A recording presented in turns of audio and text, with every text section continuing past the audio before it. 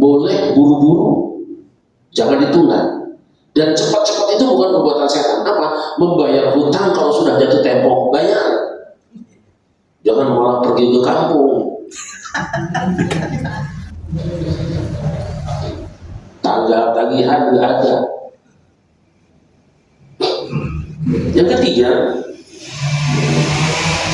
wa tazwijul binti idza balaghat, menikahkan perawan, anak perempuan kalau sudah dewasa, sampai masanya buru-buru kawinkan. Jangan ditunda, jangan ditunda, takut lewat masa mekarnya. Jarang ada kumbangmu hingga di atasnya sudah. Dan yang keempat adalah yang boleh buru-buru, wa taubatu minadz dzambi idza farata, bertobat dari dosa apabila sudah terjadi.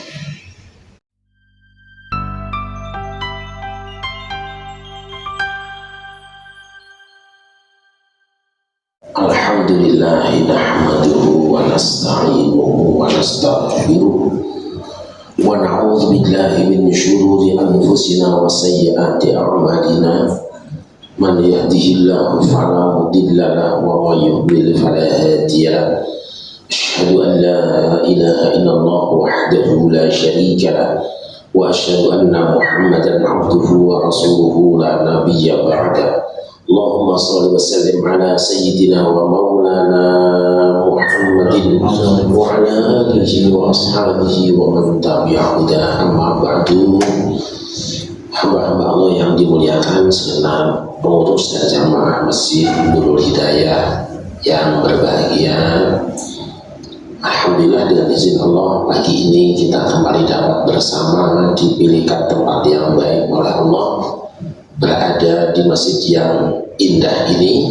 Moga-moga semua langkah dan semua yang kita lakukan sejak dari kediaman masing-masing selama di sini sampai kembali nanti dicatat dan diterima sebagai ibadah di hadapan Allah Subhanahu wa taala. Salawat dan salam kita sanjungkan kehadiran baginda Nabi besar Muhammad sallallahu alaihi wasallam beserta segenap keluarga dan sahabatnya juga tercurah pada kita semua. Semoga hari kiamat nanti di balik kekurangan amal kita mendapatkan syafaatnya. Allahumma amin ya rabbal alamin. Terlebih dahulu saya mumpung belum terlambat, masih ada bulan Syawal ya. Maafkan selamat Hari Raya Idul Fitri. Mohon maaf lahir dan batin.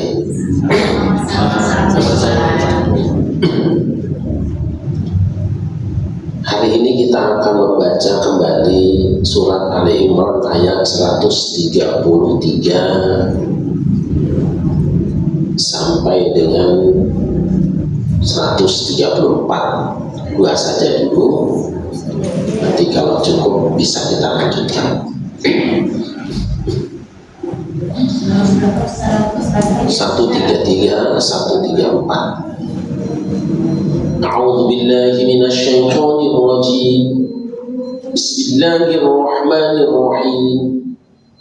Wasari'u ila maghfiratin min rabbikum wa jannatin 'arduha as-samawati wal ardh u'iddat lil muttaqin alladzina yunfiquna fis sarra'i wad-dharra'i wal kadhimina al-ghayza wal 'afina 'anil nas wallahu yuhibbul muhsinin.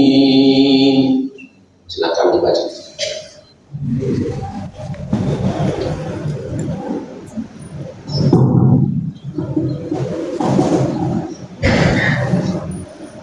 Bismillahirrahmanirrahim. Dan bersegeralah kamu mencari ampunan dari Tuhanmu dan mendapatkan surga yang luasnya seluas langit dan bumi yang disediakan bagi orang-orang yang bertakwa, yaitu orang-orang yang berinfak baik di waktu lapang maupun sempit, dan orang-orang yang menahan amarahnya dan memaafkan kesalahan orang lain, dan Allah mencintai orang yang berbuat kebaikan.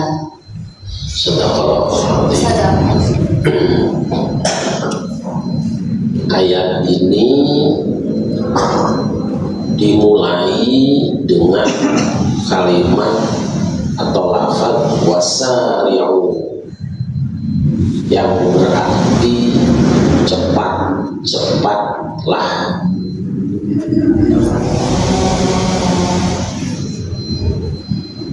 Ada 4 hal yang menurut para ulama tergesa-gesa tetapi tidak termasuk perbuatan setan. Buru-buru tapi tidak masuk dalam kelakuan setan, sebab asalnya al-ajalatu minasyaiton. Buru-buru itu dari setan.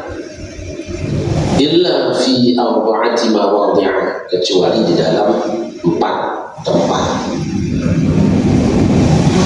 Boleh cepat-cepat. 1, ikram dhaifi idza nazala, memuliakan tamu kalau sudah turun tamunya, buru-buru muliakan, jangan diengke-engke. Malah Nabi Ibrahim disebutkan dalam Al-Quran, fama labisa an ja'a bi'ijlin hadid, belum lama tamunya sampai itu sudah langsung dihidangkan daging sapi bakar. Waduh, sate. Jadi kalau ada tamu cepet, seperti saya hari ini baru masuk kopi sudah siap. Tapi jangan juga terlalu cepat, masih tinggal 10 kilo sudah dibuati jadi dingin. Anyep. Kadang-kadang kita ini menganggap sepele, sebab salah kaidah. Namanya tamu singkatannya minta dijamu. Siapa bilang? Ada orang Sunda nyebutnya sema, behesekin boga ima, menyusahkan yang punya rumah. Itu gaya depan, namanya singkatan dibikin sama orang pelit.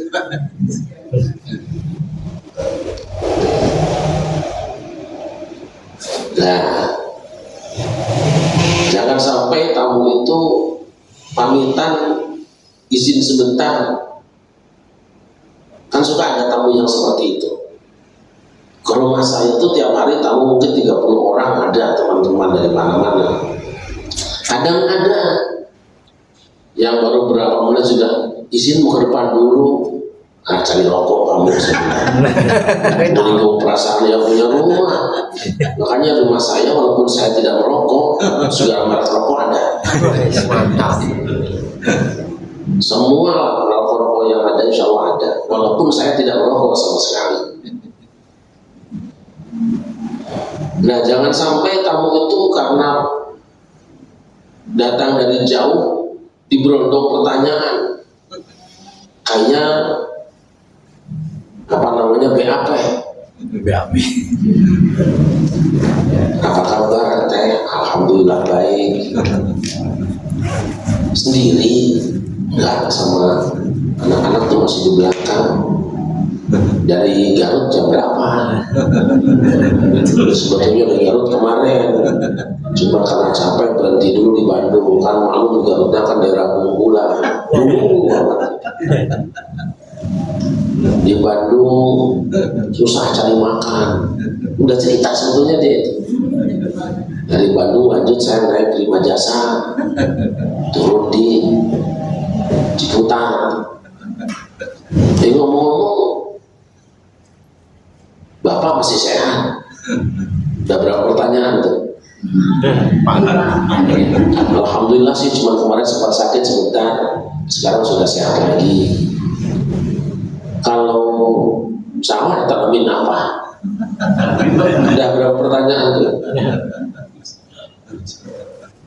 Ini perut udah melilit. Dan orang capek ditanya itu kan relatif puyeng kan. Kadang-kadang ditanya yang sulit-sulit, yang rumit-rumit. Di sana harga ikan emas berapa sekilo? Nah, jauh lagi. Kata yang satu, ya cabut dah. Sallallahu Muhammad. Satu, buru-buru itu baik, yaitu memuliakan tamu. Salah satu prestasi Nabi Ibrahim, kita tahu Nabi Ibrahim itu adalah Abul Anbiya, bapak para nabi, the best nabi tiga, Musa, Isa, dan Muhammad itu adalah keturunan Nabi Ibrahim. Nah, Nabi Musa dan Isa melahirkan generasi yang namanya Bani Israel dari Nabi Yakub. Kan Ibrahim punya anak Ishak, Yakub. Nah, Yakub itu Israel. Kemudian turunlah Musa dan Isa dari itu. Generasi mereka semuanya Bani Israel atau Israel. Nah, dari turunan Yahuda yang paling banyak itu Yahudi. Nanti ada 12 anak Ibrahim. Nah, sementara dari Ismail lewat Qaidar nanti turun baginda Nabi besar Muhammad SAW, yang karena Ismail nikah dengan Jurhum, kemudian tinggal di sekitar Mekah. Mereka kemudian dikenal sebagai generasi yang menurunkan suku Arab. Jadi perang antara Arab dengan Israel itu sebenarnya perang saudara. Ternyata peperangan dengan saudara itu kadang-kadang lebih dahsyat daripada dengan orang lain. Ambil pelajaran, jangan sampai kita warisan rebutan dengan saudara. Malu kita. Siapa yang mengalah dijamin dia yang berkah, pasti. Karena kalau yang tidak berhak tidak akan berkah. Kembali. Nah, satu gelar yang dibanggakan, yang membuat Nabi Ibrahim senang itu bukan statusnya sebagai Abul Anbiya, bapaknya para nabi, bukan Khalilullah, bukan. Yang membuat beliau senang itu adalah Abu Dhaif, bapak tamu. Beliau gembira karena diakui oleh Allah sebagai orang yang bisa melayani tamu. Bukan karirnya tinggi, bukan. Ini luar biasa. Disebut bapak tamu, dia bangga. Disebut Abul Anbiya, tentu bangga. Bapak Nabi bangga dia. Disebut Khalilullah, tentu bangga. Tetapi yang membuat dia lebih bangga adalah ketika Allah anugerahkan dia, hari ini kau bapak tamu. Karena apa? Abul Anbiya sudah SK, prerogasi dari Allah. Kemudian Khalilullah itu juga prerogasi dari Allah.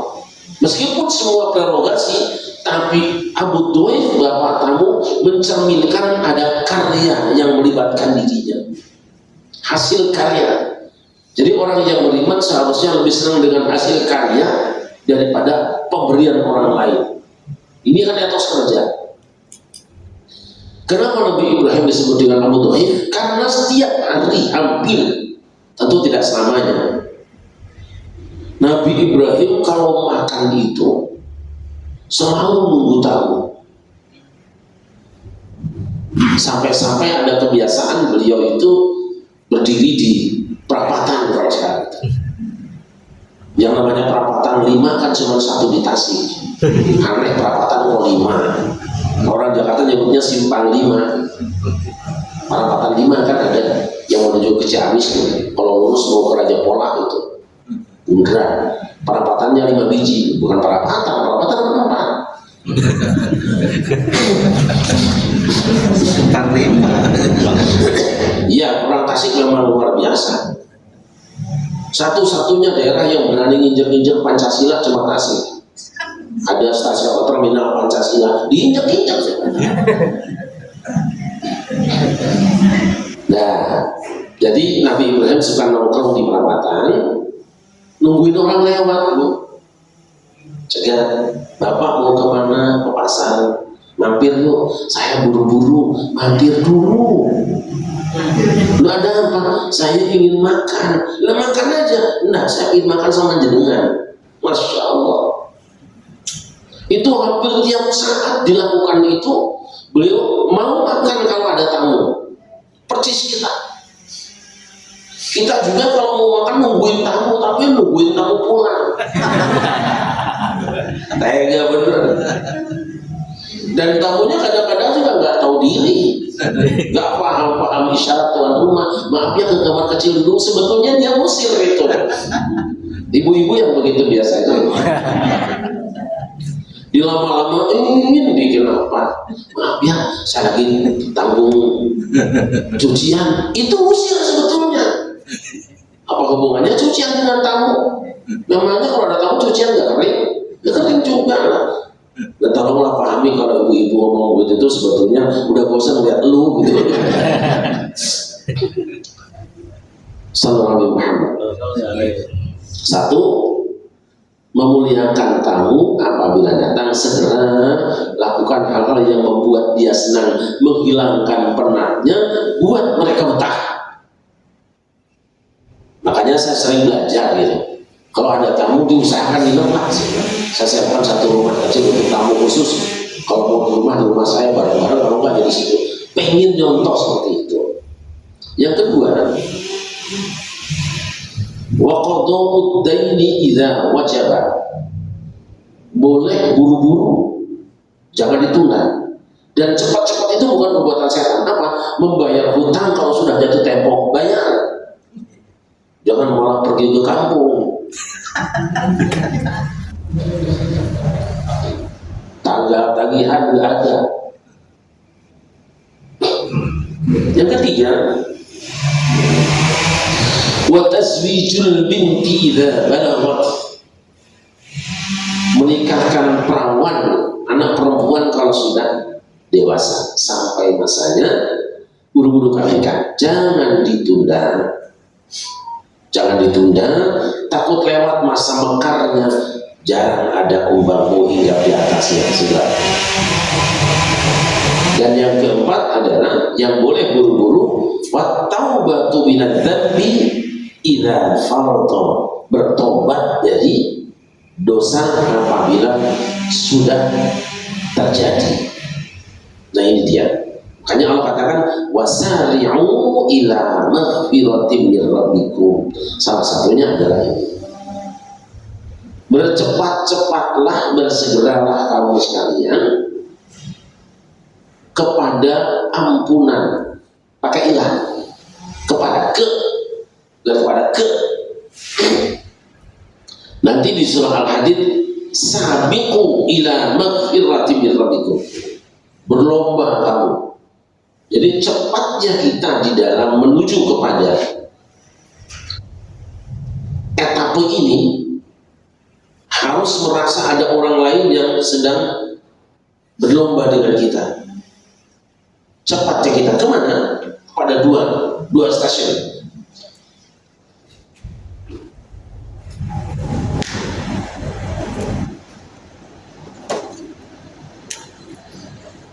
Ya pulpennya gede, kalau papannya kecil ya.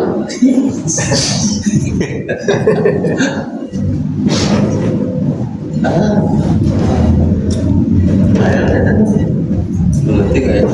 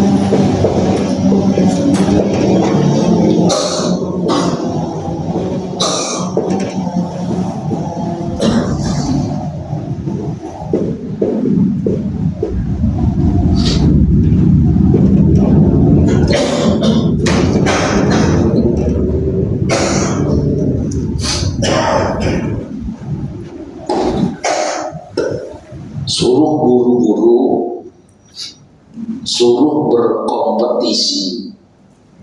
Perlakukan saudaramu di dalam menggapai dua ini seperti sikapmu ketika sedang mengadakan perlombaan. Buru-buruan, cepet-cepetan. Jadi yang namanya perlombaan itu aslinya cepet-cepetan, pinter-pinteran, kuat-kuatan.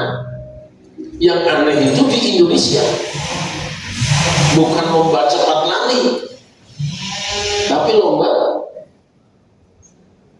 lari pelan. Ada ya?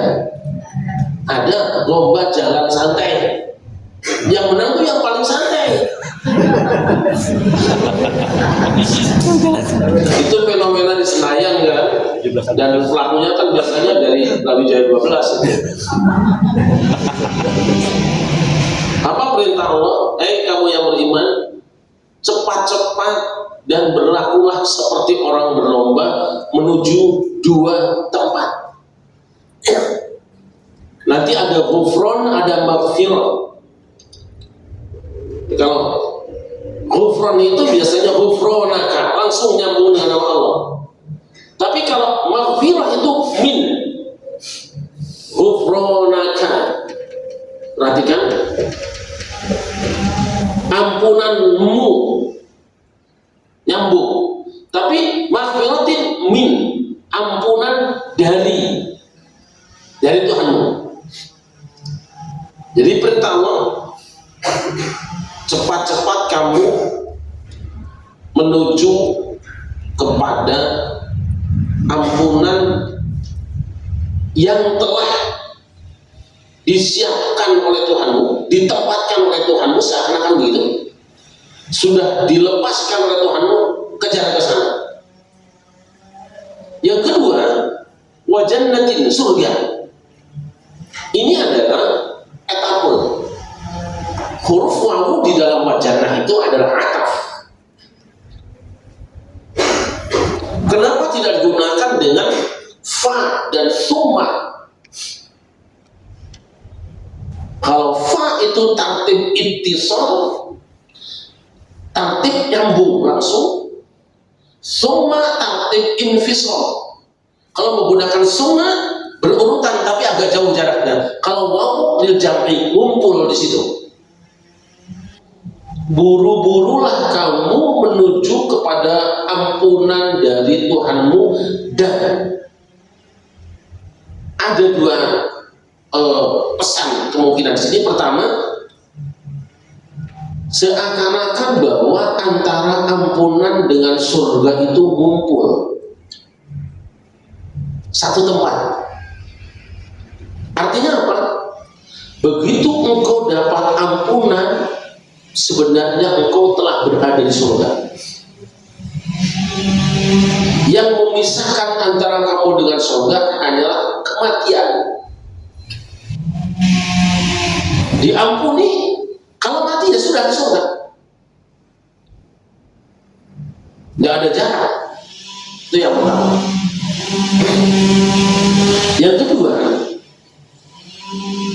wasari'u ila maghfiratin min rabbikum. Buru-burulah kamu menuju kepada ampunan dari Tuhanmu dan surga. Ini rute. Tujuan akhir manusia itu kan masuk surga. Mau bilang apa juga percuma kita kalau nggak masuk surga. Kaya juga percuma saja kalau akhirnya masuk neraka. Sobat ibu-ibu sekarang misalnya kita minta untuk memilih hidup miskin masuk surga atau kaya masuk neraka, pilih yang mana ibu-ibu? Miskin kaya masuk surga. Kalau diminta milih itu, sobat ibu-ibu lebih baik miskin masuk surga atau kaya masuk neraka? Kaya masuk surga. Kaya masuk surga. Yang aneh itu Nabi Muhammad ya. Beliau itu kunci kekayaan dunia sudah di tangannya, tinggal ngomong. Gunung nawarkan menampakkan diri jadi emas, nggak mau. Dan anehnya beliau doanya, Allahumma ahyini miskinan, ya Allah hidupkan aku dalam keadaan miskin, wa amitni miskinan, matikan aku dalam keadaan miskin, wahsyurni, dan kumpulkan aku fi zumratil masakin, di dalam golongan orang-orang, rombongan orang-orang miskin. Kira-kira doa Nabi dijabah nggak? Dijabah. Dijabah apa tidak? Pasti dijabah. Faktanya Nabi memang miskin. Wafatnya dalam keadaan miskin, tinggal satu lagi. Nanti hari kiamat kumpulkan aku bersama orang-orang miskin. Dijabah nggak kira-kira? Pasti dijabah. Pertanyaan saya sekarang, ibu-ibu pingin nggak kumpul dengan Rasulullah? Mau kaya mau miskin? Nabi doanya pingin kumpul sama orang miskin. Kalau kita pingin kumpul Nabi, harusnya kita ini sangat cocok itu. Makanya kita tidak pernah dengar ada ustadz pimpin doa, ya Allah hiduplah kami dalam keadaan miskin. Tidak ada, coba aja. Besok berhentiin baca doanya.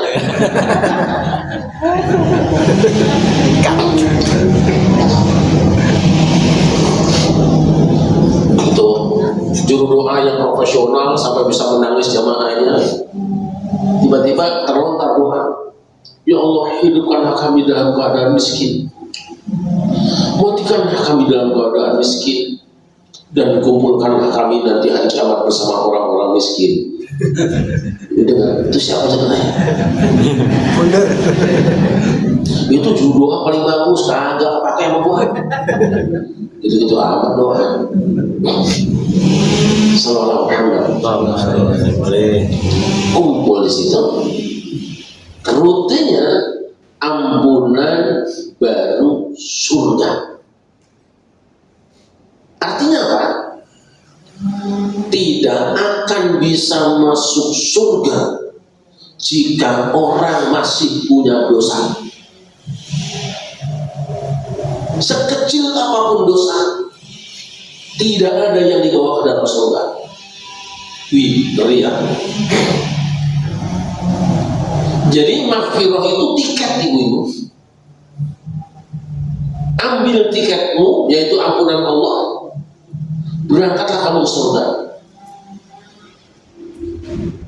Baru jannah. Apa sih surga itu?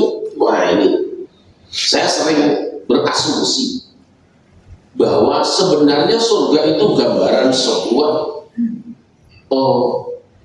produk mutakhir dari sebuah keadaan. Jadi pamungkas dari semua yang pernah ada. Saya tidak mengatakan tidak ada surga, ada.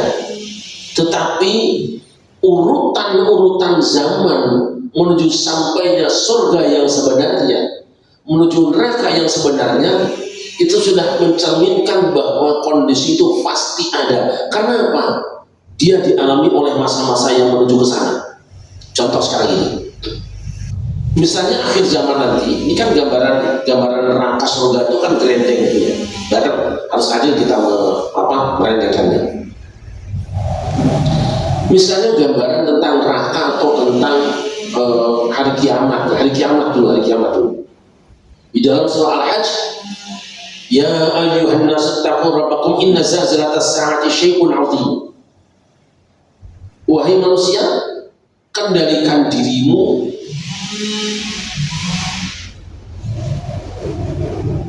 bertakwalah pada Tuhan kamu. Sesungguhnya goncangan kiamat itu sesuatu yang dahsyat. As-sa'ah sering diartikan dengan kiamat. Apa cirinya? Yauma tarawunaha tadhhabu kullu murdi'atin 'amma arda'at.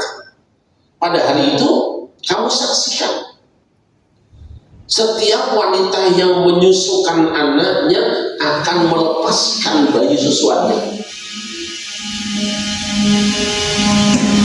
Jadi saking kencangnya goncang kiamat, orang yang sedang netein bocah jatuh itu. Betapa dahsyatnya pada seorang ibu lebih baik memilih mati daripada melepaskan anak yang sedang menyusu padanya. Tapi karena kesulitan itu, guncangan yang dahsyat, gak tahan dia. Tapi ini bisa dimaknai dengan tanda-tanda di akhir zaman. Apa? Banyak wanita yang tidak mau menyusukan anaknya. Ini kan gejala sebenarnya. Miniatur kiamat sudah dimulai. Menyusukan anak menjadi sesuatu yang setengah aib hari ini kan. Padahal naluri wanita, fitrah wanita, tidak ada saat yang lebih bahagia kecuali saat dia menyusukan anaknya. Ya Bu, kecuali dia di atas segalanya. Kalau ibu disuruh rebutan ngambil uang di kantor kelurahan dengan tangisan anaknya yang haus ingin netek, pasti dia akan abaikan duitnya, dia rebut anaknya. Karena pada pikirannya duit mah gampang dicari, tapi nafas anakku yang membutuhkan uluran tanganku, pelukanku, air susuku tidak bisa diganti, dan dia tidak bisa ditunda, tidak bisa ditukar.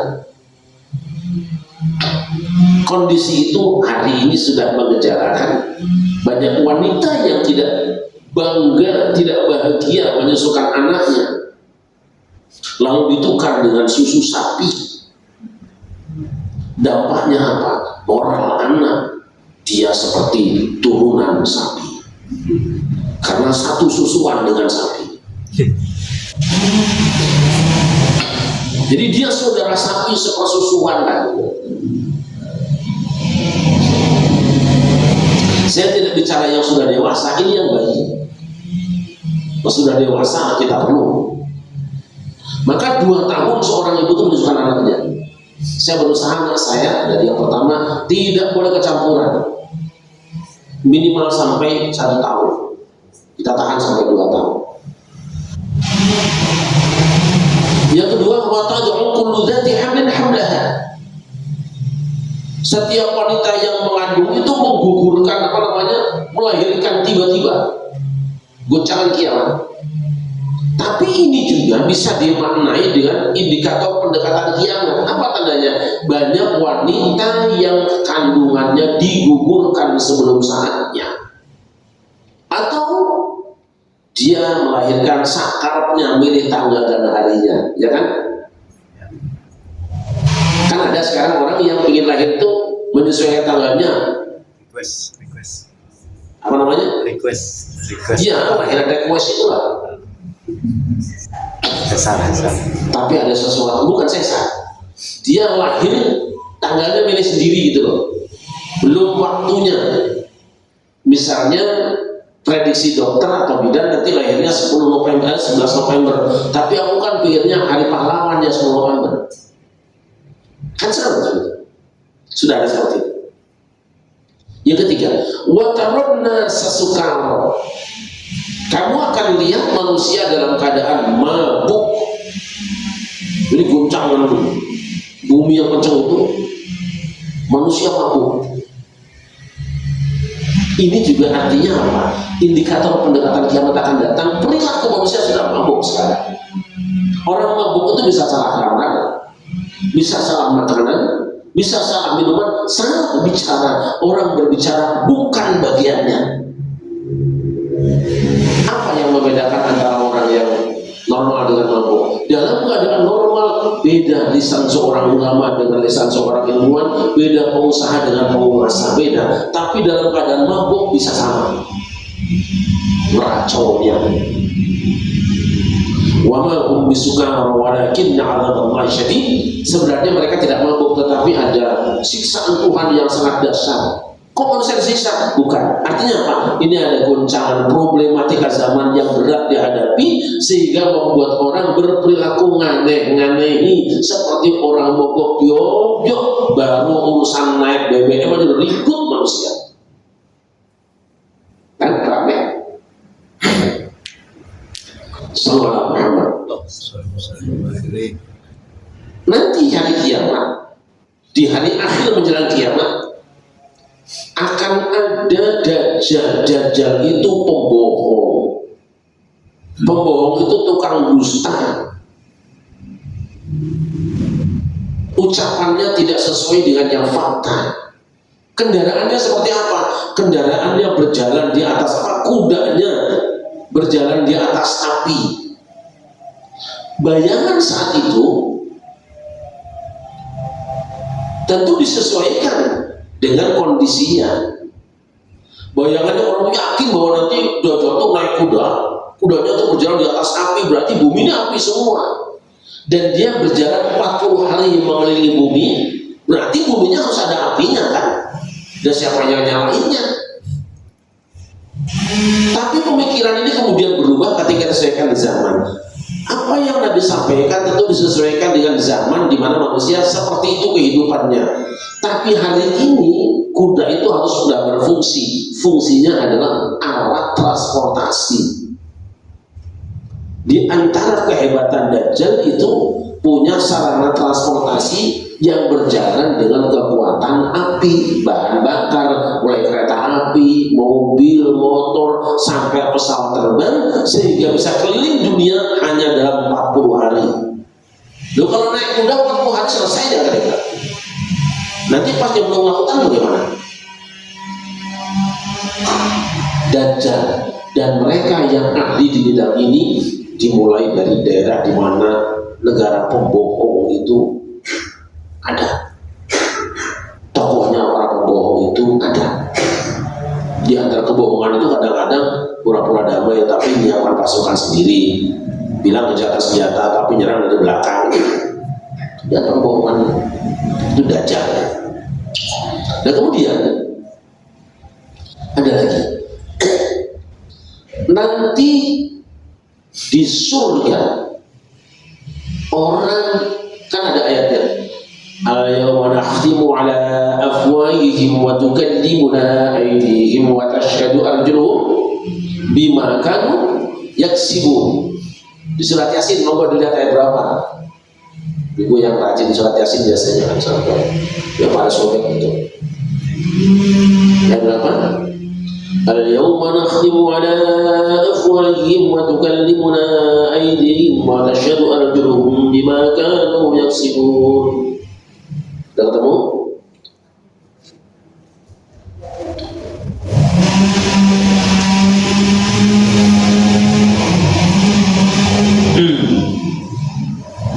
Ayat 65, silakan surat Yasin ayat 65.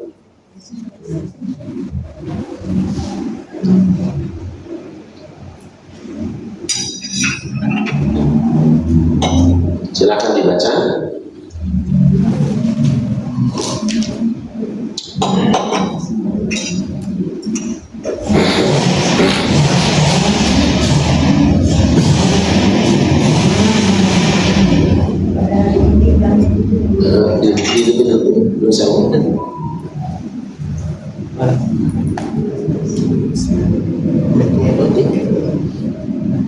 Masih yang mati, Bismillahirrahmanirrahim.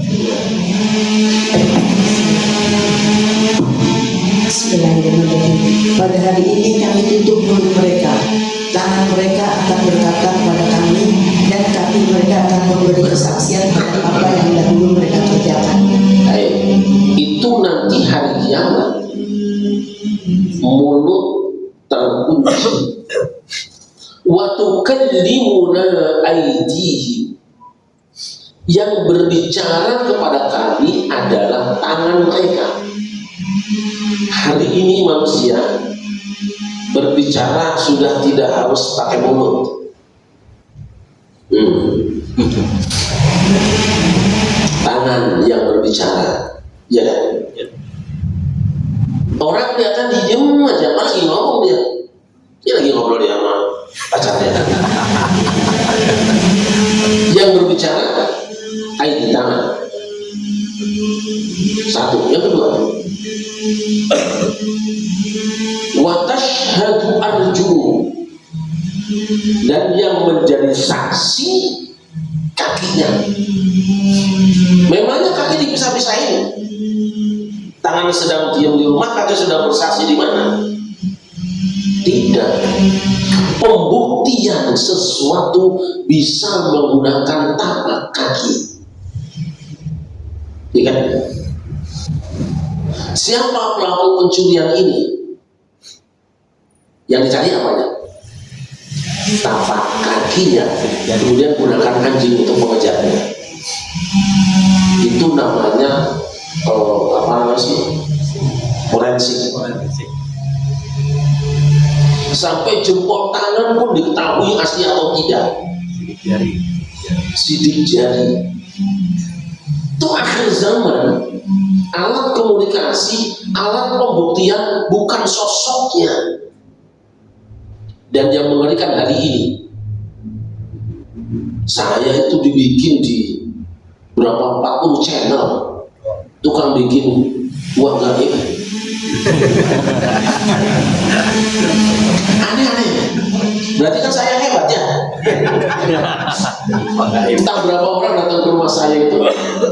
Ada ibu-ibu dengan suaminya datang dari daerah apa namanya tuh Jasingan, datang ke rumah saya, Pak Yai, saya sedang kesulitan. Sama, saya juga sulit punya utang belum bayar-bayar.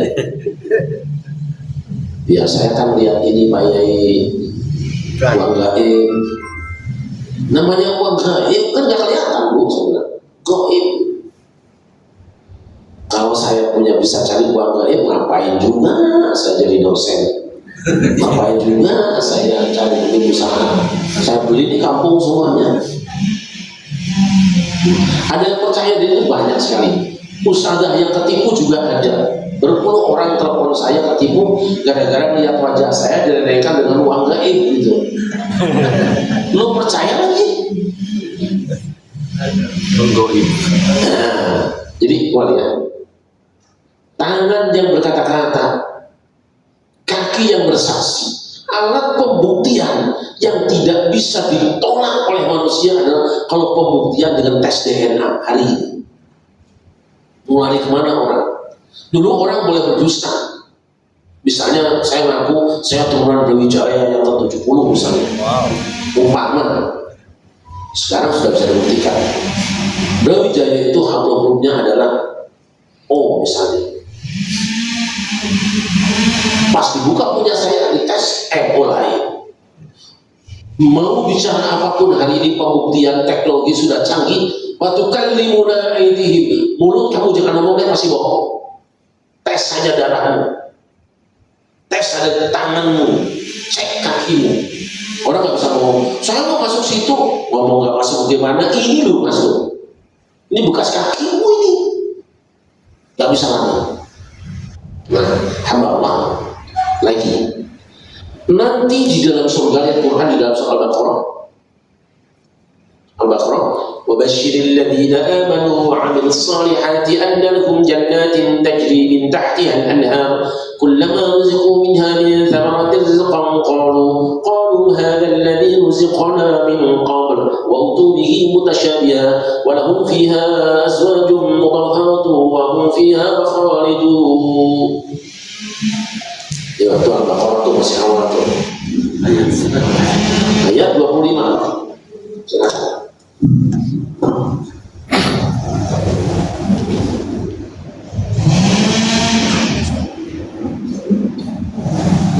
Silakan. Al-Baqarah 25.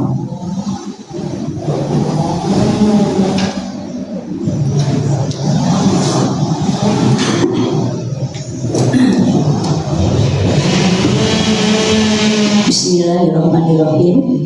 Dan sampaikanlah kabar gembira kepada orang-orang yang beriman dan berbuat kebajikan, bahwa untuk mereka disediakan surga-surga yang mengalir di bawahnya sungai-sungai. Setiap kali mereka diberi rezeki buah-buahan dari surga, mereka berkata, inilah rezeki yang diberikan kepada kami dahulu. Mereka telah diberi buah-buahan yang serupa, dan di sana mereka memperoleh pasangan-pasangan yang suci, mereka kekal di dalamnya. Ayat ini membicarakan tentang surga yang salah satu fasilitasnya itu adalah kullama ruziqu minha min thamaratin rizqan qalu hadha alladhi ruziqana min qabl wa utubihi mutasyabihan. Mereka diberi anugerah buah-buahan, dan ketika menafsirkan wa utubihi mutasyabihan, kan orang berkata ini adalah buah-buahan yang dulu pernah diberikan pada kami. Jadi buah-buahan yang ada di dunia ini nanti di surga ada. Jadi tidak usah khawatir para penggemar durian. Di rumah saya kayaknya masih ada durian itu, barang hadiah dari pedagang durian Pemalang. Jangan khawatir, di sana juga ada. Yang senang ciplukan, nggak khawatir, ada juga di sana. Semua yang pernah didapatkan di dunia ada, tapi mutasyabihan, hanya serupa saja, beda kualitasnya. Kalau di dunia ini durian yang paling enak temu sangking atau montong atau petruk atau apa namanya, ada lagi durian apa? Ini namanya jangan makan durian, namanya aja nggak tahu. Durian paling enak, paling hebat nomor satu dunia itu durian dari Lombok. Waktu kontes di Jepang, juara satunya dari Lombok. Hanya pantas orang-orang Mataram soalnya bagus-bagus warna itu.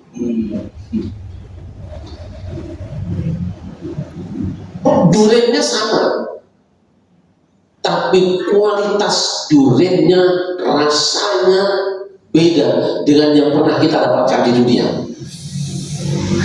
Ini di surga. Tapi indikator bahwa surga itu akan datang telah dimulai dengan pergerakan zaman, di mana buah-buahan pun berubah dari yang pernah kita kenal selama ini. Satu, dulu durian kita makan itu setahun sekali, ada musimnya. Tapi kehebatan teknologi telah membuat manusia bisa memanen durian tanpa musim. Sama duriannya. Yang kedua, dulu orang biasanya durian itu adalah dari jatuhan biji 10 tahun. Tapi hari ini cangkok telah bisa membuat durian cepat berbuah. Hanya 2 tahun. Itu belum ditambah dengan pupuk yang baru. Begitu dipupuk, dia lebih cepat berbuahnya dan tidak mengenal musim. Yang ketiga, rasanya. Dulu kalau kita makan durian itu ya seperti itu, tapi hari ini dagingnya bisa ditebalkan oleh manusia. Ini kan indikator bahwa surga yang akan menghasilkan durian yang super enak itu sudah dimulai tanda-tandanya. Perubahan zaman menghendaki ada perubahan kondisi. Apa yang sekarang tidak ada? Ayam saja yang kita tungguin 6 bulan dulu, sekarang 40 hari. Ya, saya kan ngalami masa-masa tahun 70-an. Kalau mau makan telur ayam itu nungguin kan, rebutan sama induknya. Dari 10 telur kita ambil 2, kemudian kita campur dengan ampas ya Bu. Yang lebih ya, ayo. Mau besok gak aku gue. Telur 1, kelapanya 2, aduk, terus citak bundar segede gini nih, goreng sreng, wenahnya wes senang. Iya kan? Dulu, sekarang telur itu sampai nggak laku di pasar, banyak yang busuk. Ayamnya itu, kita potong ayam itu cuma 2 musim, Lebaran atau Minggu kita meriang. Iya kan? Atau ayam sakit. Ya Allah, ya hari ini ayam ya Allah sudah gak hitungan, mambrah. Ini indikator. Sallallahu alaihi wasallam. Ya, ada satu kalimat dari Nabi tentang surga itu. A'adadtu li'ibadiyas salihin ma la 'ainun ra'at wa la udhun sami'at wa la khatara 'ala qalbi bashar. Allah berfirman, ini hadis qudsi. Hadis qudsi itu firman Allah yang dibahasakan oleh Nabi. Kalimatnya sangat terkenal.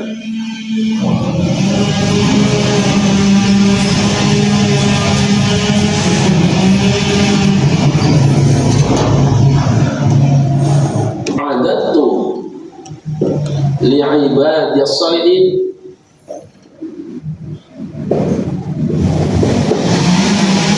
ma la 'ainun ra'at wa la udhunun sami'at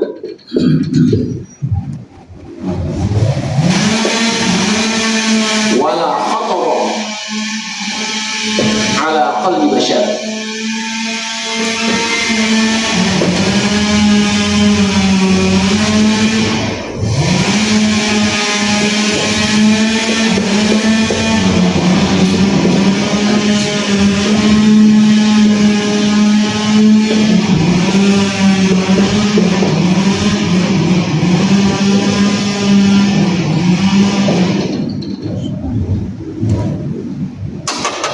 Aku telah siapkan untuk hamba-hambaku yang baik, yang saleh, apa? Ma la 'ainun ra'at, sesuatu yang tidak pernah dilihat oleh mata, wala udhunun sami'at, dan belum pernah didengar oleh telinga, wala khatar 'ala qalbi bashar, terlintas di hati manusia pun belum pernah. Surga itu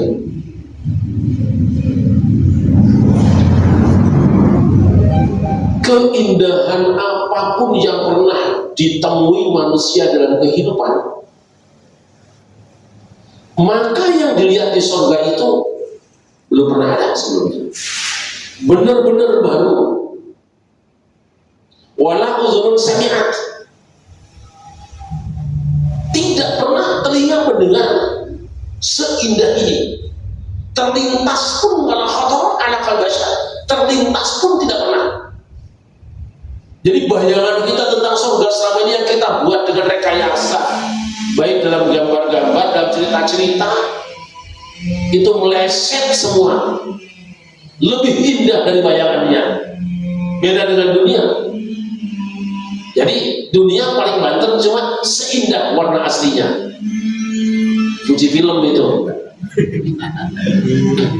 Iklan Fuji Film kan? Dunia itu sir gunung. Yang kau lihat indah itu dari kejauhan. Saat kau hampiri tak lebih dari bebatuan. Yang kau lihat laki-laki itu begitu berwibawa dan ramah, itu ketika kau masih calon. Setelah berumah tangga, kau tahu ternyata kau tak lebih dari batu. Sir gunung. Makanya saya ingat Dul Sumban. Sangan kukuring paling tedi pikarasep ayeuna nyampa aya dina diri anjeun. Segala yang saya tidak suka ternyata sekarang ada padamu. Dulu kau adalah impian keindahan, sekarang ternyata kau tak lebih dari sekedar malapetaka yang menyusahkan. Dunia itu bayanganmu kan ada yang mengatakan surga yang kau janjikan, neraka yang kau berikan, manis yang aku hayalkan, pahit yang aku rasakan, tingginya janjimu padaku mengalahkan langit yang biru, manisnya janjimu padaku mengalahkan manisnya madu. Itu kan? Itu lagu siapa itu? Ketawa aja ya. Tapi surga, buatlah hari ini hayalan setinggi apa yang bisa kau jangkau dengan bayanganmu. Begitu kau datang di situ, ternyata khayal itu tidak setai bukunya, nggak ada apa-apanya. Ini lukisan keindahan yang sangat sempurna. Nah, yang tidak pernah terlintas, tidak pernah terlihat, tidak pernah terdengar, begitulah surga. Hari ini bayangan urutan surga itu sudah kelihatan. Kalau ibu mau masuk di Zoological Garden kebun binatang, kan di luar tuh ada tuh gambar apa? Ya King Kong aja udah ngerti. Yang lain aku ngapa sih yang bagus? Semuanya ada itu, bahwa yang di luar itu adalah laporan sementara, pemberitahuan bahwa di dalam ada ini. Tapi seindah-indah yang di luar pasti lebih indah yang aslinya. Nah, hari ini seperti itu. Kita akan masuk surga insya Allah ya, amin ya. Amin. Maka alam yang sedang menuju ke sana, bayangan surga. Apa terbayang ada orang ngobrol tanpa berhadapan-hadapan? Kalau kita bercerita abad ke-17 misalnya atau ke-15, kita bercerita bahwa orang bisa ngobrol dalam jarak jauh tanpa berhadapan-hadapan pakai handphone, kita akan ditertawakan. Sama seperti orang ketika dulu bertahan bahwa orang-orang yang percaya bahwa ada orang ke bulan itu orang fasik. Ada seperti itu. Karena bayangan dia dipasang kepada zaman yang bukan zamannya lagi. Nah, hari ini yang kita alami di hidup hari ini, memper-memper sudah mirip-mirip miniatur surga. Nanti di surga apa? Di surga itu orang pingin apa saja cukup keretek, tidak usah melangkah datang makanan. Kan COD sekarang sudah. Gosennya. Orang nggak mau datang ke warung, pencet aja, pesen das manyung, Bu Fatimah atau Mbak Ida Selabagan atau Mbak Warno itu di dekat warung itu. Saya tahu kalau das manyung itu di mana-mana tahu saya. Mulai dari yang ada di Magelang, das manyung Mbak Ida, das manyung Bufat di Semarang yang sekarang cabangnya ada Cipete dan untuk kemudian satu lagi di apa namanya Jati Asih, tahu saya sama makannya. Atau soto Betawi Haji Ridu Pondok Pinang atau Bang Madun di Pasar Taman Kuring yang digusur itu, atau Haji Lengkep di Klender atau warung besan di Parung, terus tahu saya harus makan. Ya kan menuju surga. Kita tidak usah berangkat hari ini, pencet-cet saja. Tunggu 30 menit datang dia. Di surga nanti orang kretek sudah datang. Sekarang juga cuma kretek kan? Datang. Bagaimana orang tidak yakin surga itu akan ada? Bagaimana orang tidak yakin bahwa Allah berkuasa mengirimkan makanan tanpa kamu mengatakannya? Manusia saja sudah bisa melakukannya hari ini. Jadi apa yang terjadi hari ini seharusnya menjadi penguat keyakinan kita bahwa ada surga neraka itu ada. Sallallahu alaihi wasallam. Sudah penguat tidak terasa. Sudah kita baru bicara rute ya. Kalau ingin masuk surga, beli tiketnya dulu deh. Tiketnya itu ampunan Allah. Nah itu. Nanti selanjutnya insya Allah kita bahas bulan depan insya Allah ya. Sini saja dulu. Insya Allah kita bertemu bulan yang akan datang. Saya izin tidak usah banyak-banyak pertanyaan ya. Kecuali satu pertanyaan boleh semua bertanya. Saya Muhammad punya duit nggak boleh. Terima kasih. Wassalamualaikum warahmatullahi wabarakatuh. Waalaikumsalam. Ya silakan. Cuma satu saja. Ya. Terima kasih Pak. Ya. Pertanyaan saya, dalam kehidupan sehari-hari itu terlihat seperti apa? Sebagaimana firman Allah, Bismillahirrahmanirrahim, wa ibadur rahmanil ladzi yamshuna fil ardi ala hauna wa idza khatabahum jahilun qalu salam. Nah, qalu salama ini dalam kehidupan sehari-hari itu saya lihat seperti orang yang seperti itu. Terima kasih. Bismillahirrahmanirrahim. الذين يمشون على الأرض هونا وإذا خاطبهم الجاهلون قالوا سلاما. Orang-orang yang nanti akan hamba-hamba Allah, ibadur rahman, ya, hamba-hamba Allah yang Maha Pengasih itu adalah orang yang di antara sifatnya adalah berjalan hidup di muka bumi haunan, yang merendahkan diri, tawadu, ringan-ringan. Wa idza khatabahum jahiluna, apabila mereka diseru oleh orang-orang yang bodoh, qalu salama, mereka menjawab dengan ucapan salam. Apa sih salam? Damai.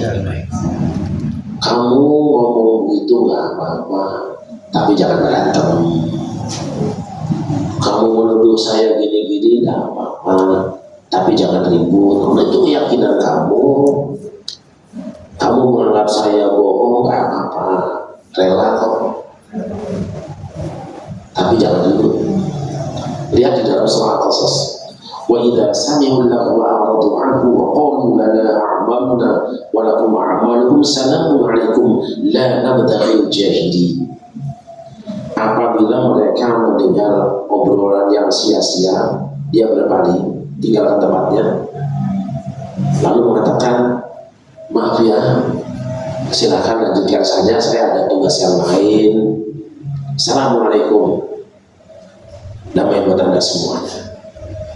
Jadi tidak menyikapi sesuatu yang tidak baik di matanya dengan cara-cara yang menyakiti dan mempermalukan orang di hadapan orang lain. Cukup tinggalkan, bergeser sampai mereka berganti pembicaraan. Kalau ada pembicaraan yang tidak baik, cukup salam. Yang penting jaga kita damai. Damai buat Anda semua. Kadang-kadang kita mengartikan selamat itu dengan selamat, padahal selamat itu selamat bahasa kita an-najah. Selamat damai. Salam sejahtera buat kami semua. Waalaikumsalam semua.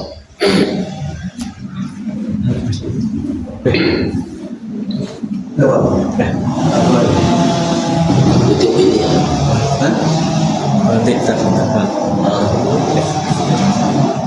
Assalamualaikum warahmatullahi wabarakatuh. Waalaikumsalam. Semoga Pak Kiai sehat selalu. Amin.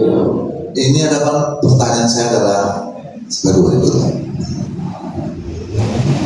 Di mana kita ketahui bahwa di agama Islam itu ada mengacu kepada dua aliran, Syiah dan Sunni. Padahal dua-duanya ini kan sama-sama mempunyai keyakinan kepada Al-Quran. Nah, kenapa yang Syiah ini sampai sedemikian rupa membenci kepada Rasulullah beserta keluarga Rasulullah dan juga kepada sahabat-sahabat Rasulullah? Nah, sampai sekarang ini padahal Ali sendiri adalah merupakan sahabat Rasulullah yang tidak membenci Rasulullah. Kenapa kepada penganut ini sampai membenci sedemikian rupa? Mungkin Pak Kiai bisa menjelaskan di mana terjadi sampai ada aliansi ini membenci kepada aliran Sunni. Sekian, terima kasih. Wassalamualaikum warahmatullahi wabarakatuh. Waalaikumsalam. Di dalam surat di mana ada ayat innamal mu'minuna ikhwatun, sesungguhnya orang-orang beriman itu bersaudara, yaitu surat Al-Hujurat. Ada ayat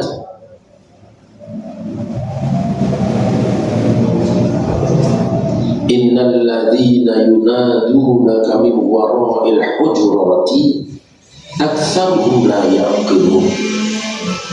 Sesungguhnya orang-orang yang memanggil-manggil kamu hai Muhammad dengan suara keras dari belakang kamar-kamar itu, kebanyakan orang-orang yang tidak berpikir dengan baik.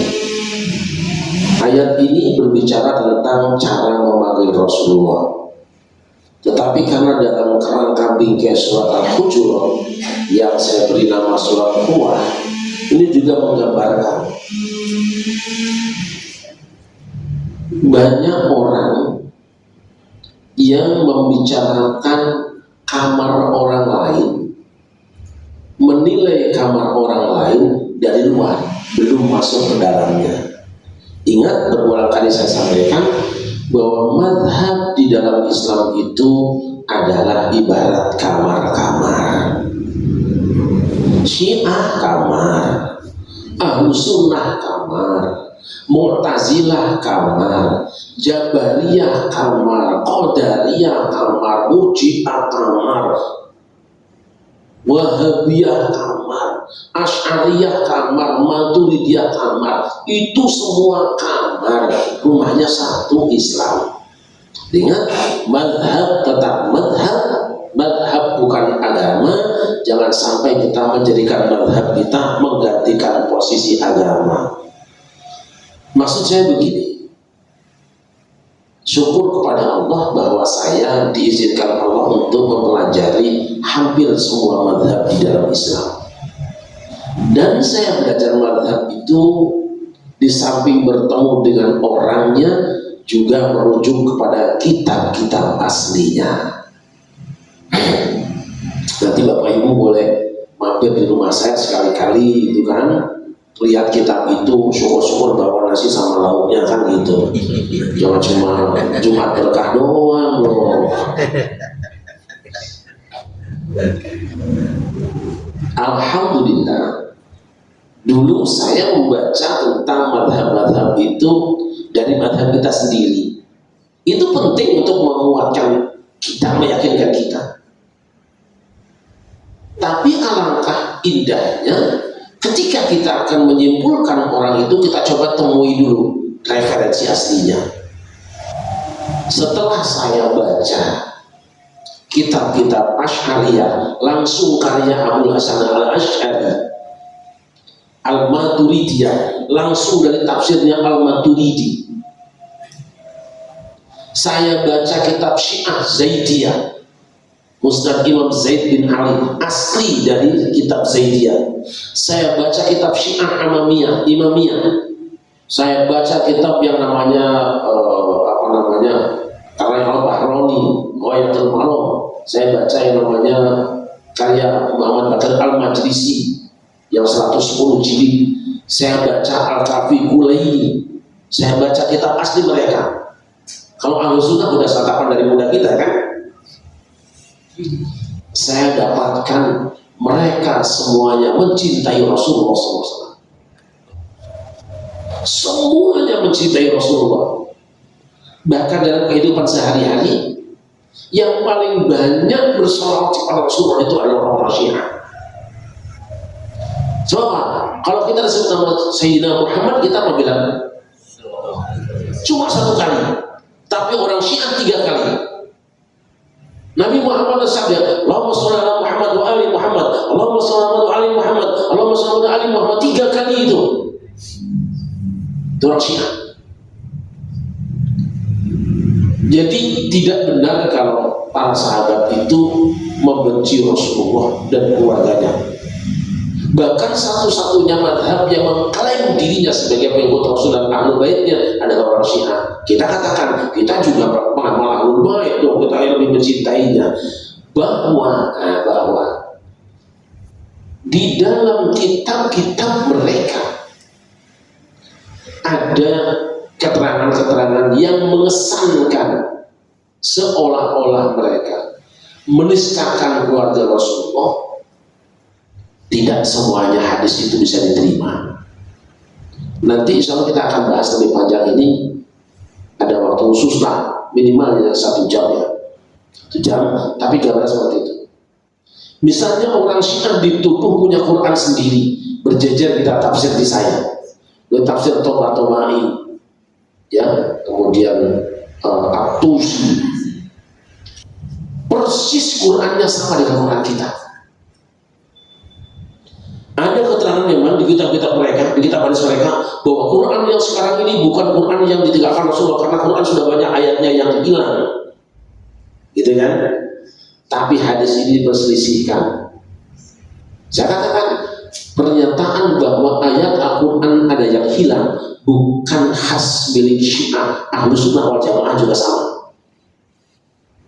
Ya, cuma beda judulnya. Di antara keyakinan Ahlus Sunnah wal Jamaah adalah berkenaan dengan ayat 105 surah Al-Baqarah. Ma nansakh min ayatin aw nunsiha na'ti bi khairin minha aw misliha alam ta'lam anna Allah 'ala kulli syai'in qadir. Ayat mana saja yang kami nasahkan atau kami buat kamu lupa, hai Muhammad, terhadap ayat itu, kami datangkan yang lebih baik atau yang sama dengan dia. Para ulama Ahlus Sunnah wal Jamaah mengatakan ini dalil bahwa ayat Al-Quran yang pernah turun itu ada yang sudah tidak ada hari ini. Hampir sepakat Ahlus Sunnah wal Jamaah. Silakan dibuka kitab ushul fikih semua. Jadi ada ayat yang pernah turun, sekarang sudah tidak ada. Karena apa? Nunsiha, Rasul dibuat lupa dengan ayat itu sengaja oleh Allah. Maka sekarang ada ayat Al-Quran bab nasakh nanti. Nasakh itu kalau bahasa kita apa sih? Amandemen, revisi. Jadi ada ayat Al-Quran yang pernah turun kemudian sekarang sudah hilang. Yang kedua, ada ayat Al-Quran yang pertama pernah turun sudah hilang dan hukumnya tidak berlaku. Yang kedua, ada ayat Al-Quran yang pernah turun, dia hilang hari ini tapi hukumnya masih berlaku. Yang ketiga, ada ayat Al-Quran yang masih dibicarakan hari ini, masih dibaca hari ini, tapi hukumnya sudah tidak berlaku. Ini hampir sepakat Ahlus Sunnah wal Jamaah, kecuali satu, Abu Muslim Al-Asfahani. Abu Muslim orang Asfahan. Asfahan itu dari tetangganya Iran lah sekarang wilayah Iran. Jadi ada ayat Quran yang hilang. Ya kita baca ini sudah, ya tinggal sebagian lah. Nah, tapi terminologi Ahlus Sunnah wal Jamaah seakan berbeda dengan Syiah. Karena apa? Kalau Syiah menyadarkannya begini, itu ayatnya hilang dibuang sama Abu Bakar, Umar dan Utsman gitu saja. Tapi bahwa pernyataan ada ayat yang sudah tidak ada itu sama. Nah, tinggal kita selaraskan sekarang gitu. Toh Syiah juga tidak sepakat. Mayoritas Syiah mengatakan bahwa Quran yang sekarang ya itu dia Qurannya. Bagaimana hadis-hadisnya? Hadis-hadisnya diperselisihkan. Nah, kembali ke bagaimana Syiah benci keluarga Nabi dan para sahabat? Tidak. Tapi ada hal lain. Kenapa Syiah membenci sebagian sahabat? Karena dianggap mereka mengambil kekuasaan dari Rasulullah. Dasarnya apa? Dasarnya Quran dan hadis juga. Mereka menyimpulkan bahwa kepemimpinan setelah Rasulullah itu harusnya kepada Ali bin Abi Thalib. Tapi kita tidak. Kalau kita wa amruhum syura bainahum, kita syura. Itu masalahnya itu. Jadi masalah politik. Kita bermusuh itu karena politik lah. Di penafsiran ayat Quran dan hadis udah dipanas-panasi, jadilah permusuhan. Nah, sekarang zaman sudah terbukakan, sudahlah bahwa kita benci dengan pemahaman kamu tidak apa-apa, tapi benci dengan pemahamannya, tidak usah benci dengan orangnya. Syiah juga harusnya begitu. Kamu kan maksa bahwa Imam Khalifah setelah Nabi itu Ali bin Abi Thalib, ya silakan yakini saja, tapi kamu jangan juga benci dengan realitas. Faktanya kan Abu Bakar, Umar dan Utsman yang menjadi Khalifah setelah itu, sudah biarkan saja. Nah, kondisi seperti ini pernah menimbulkan konflik besar di antara umat Islam. Nanti kita tanya ya. Nanti terakhir saya bikin pertanyaan. Jadi ketika Utsman bin Affan terbunuh, itu kan umat Islam menuntut supaya pembunuhnya dikisos, kan? Karena Ali tidak segera mengkisos pelakunya, kita singkat saja. Kemudian Aisyah bersama beberapa orang sahabat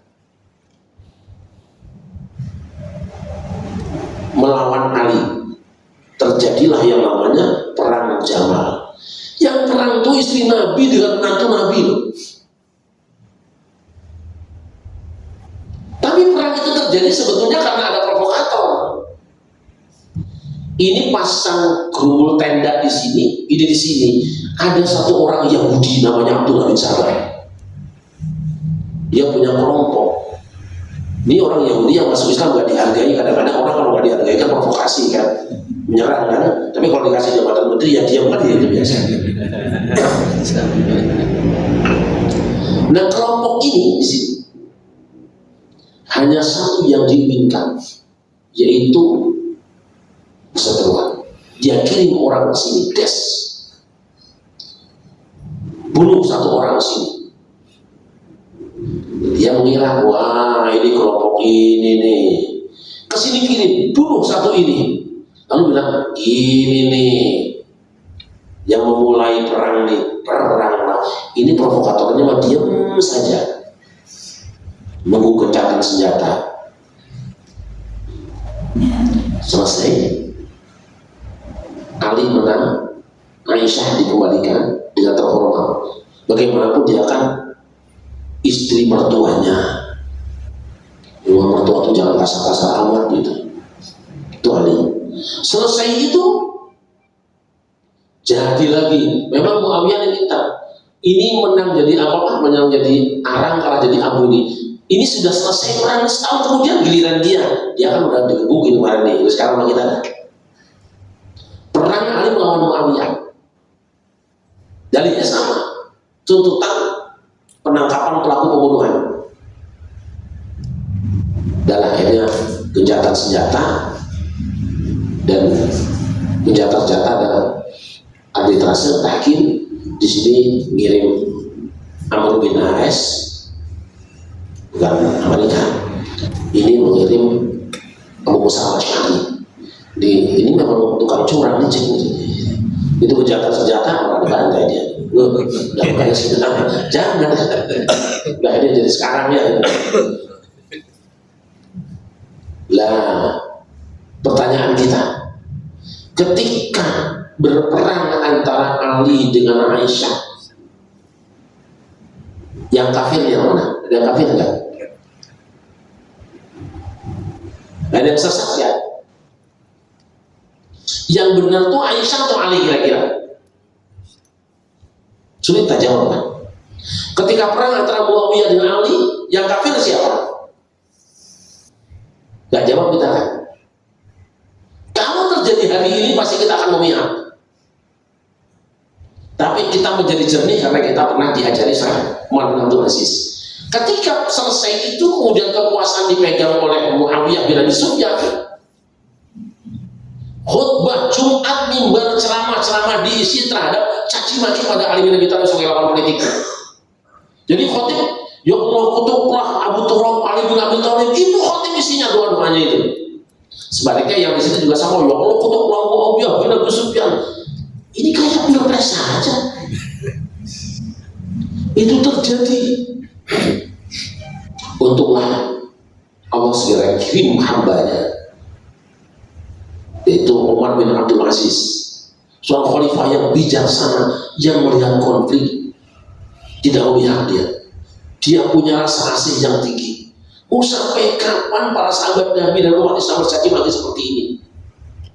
Dia beliau kumpulkan para khotib, mulai hari ini Jumat pengajian tidak ada caci maki lagi.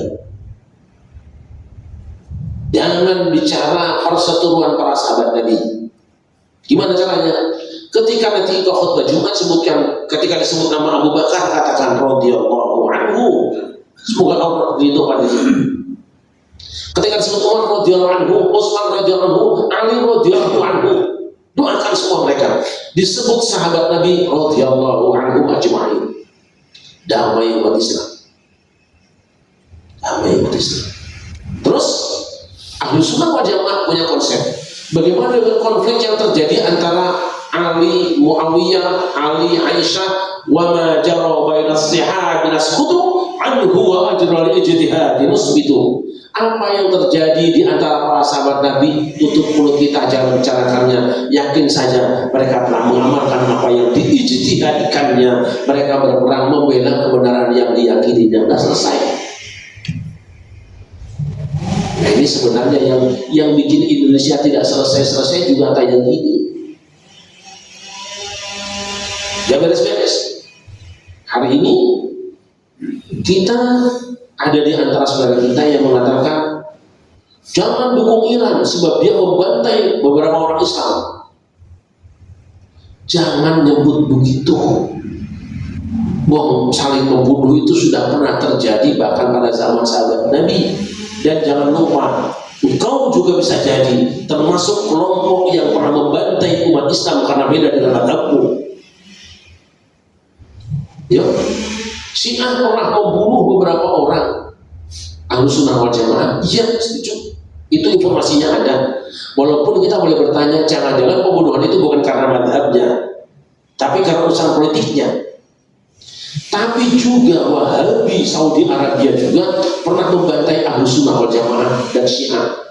Tapi lagi-lagi kita katakan bisa jadi itu juga urusan politik lah, urusan kekuasaan. Karena ulamanya sih aman-aman aja. Ketika deklarasi pemerintah Saudi Arabia, kerajaan Saudi Arabia Bani Saud, mereka kirimkan orang ke Karbala, orang Syiah ribuan orang dibantai di tempat. Kalau bisa jangan nyebut-nyebut itu lagi deh. Udah selesai. Yuk, sekarang kita lihat saja orang yang mengucapkan 2 kalimat syahadat, orang yang Tuhannya sama, nabinya sama, kiblatnya sama, haji juga bersama-sama. Stop. Cerita lama kita tutup sebagai lembaran yang bisa kita jadikan pelajaran bahwa itu tidak baik. Jadi, ayo kita saling menghargai. Apapun yang akan terjadi, bagi saya, mau Syiah, mau Mu'tazilah, mau Murji'ah, mau Qadariyah, Jabariyah, itu semua saudara kita. Jangan keluarkan mereka dari rumah kita, walaupun tentu beda kamar dengan kita. Jangan sampai kamar itu kita bikin miring, nanti miring juga rumahmu, kamarmu. Kalau kita bakar, hangus juga kamarmu. Apa tega? Orang Islam berperang dengan Yahudi. Kok kita senang Yahudi bantai orang Islam? Alasan apa? Jadi mohon maaf, saya ingin menjawab bahwa orang Syiah di dalam pernyataannya adalah orang-orang yang sangat mencintai Nabi. Ada sahabat Nabi memang yang mereka benci karena dianggap telah melanggar Quran dan hadis Nabi. Tetapi itu sudah masuk lingkup ijtihad yang sampai hari ini perbedaan pendapat para ulama belum kunjung selesai. Tapi untuk apalah kita membicarakan yang lalu, sementara hari depan sudah menunggu campur tangan dan kebersamaan kita. Saya kira itu, mohon maaf, saya tidak lebih dari itu yang bisa sampaikan. Tapi kalau mau diskusi lebih panjang tentang Syiah, tentang Mu'tazilah, tentang apapun, ayo senang di rumah saya, ya, ngobrol, kitabnya ada semuanya. Tapi daripada kesana harus bawa nasi, dengan percaya aja deh. Assalamualaikum warahmatullahi wabarakatuh.